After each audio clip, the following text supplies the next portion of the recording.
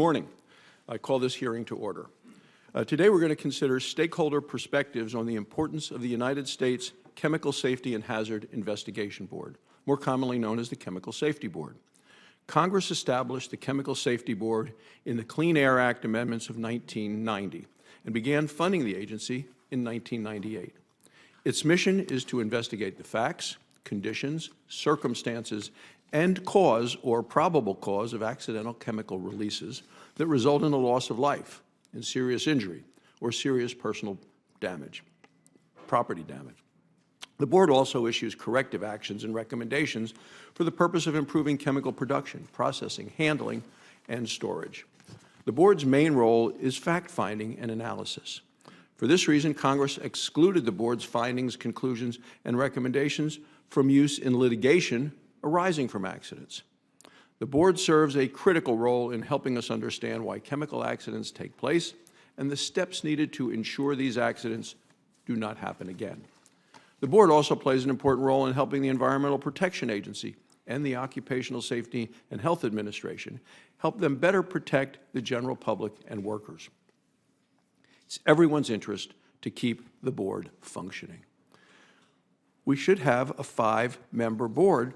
But currently, it is without a chairperson and has been reduced to 2 members.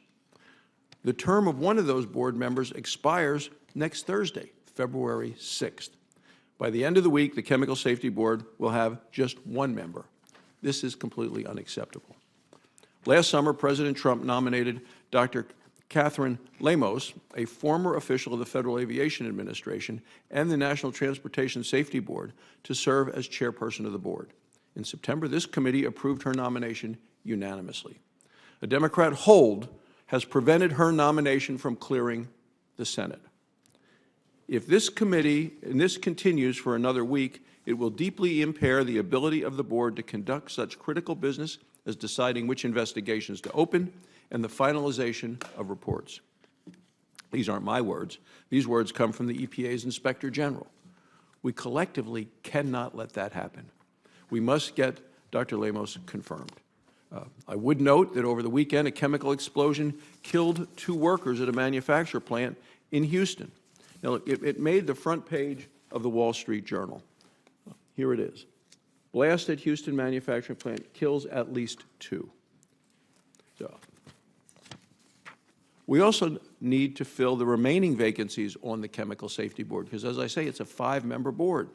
This is an agency that needs strong, qualified, and impartial leadership. EPA's Inspector General has stated that, historically, the Chemical Safety Board has been plagued with leadership issues, such as tension among board members, disputes over the chairperson's authorities, and complaints of alleged abuses by board members or the chairperson. In the middle of the Obama administration, the board's former chairperson resigned, and its general counsel and managing director were later forced out. According to the EPA's Inspector General, management challenges continue to exist. More recent examples have included a board member filing public comments on an EPA proposed rule prior to the board adopting an official position on the rule. Also, a board member engaging in inappropriate communications with stakeholders. This behavior severely undermined morale among the board's personnel. In response to these incidents, the Inspector General has recommended that the board develop guidance on board member responsibilities. It's also recommended that the board request that Congress amend the Clean Air Act to strengthen the role and authority of the chairperson.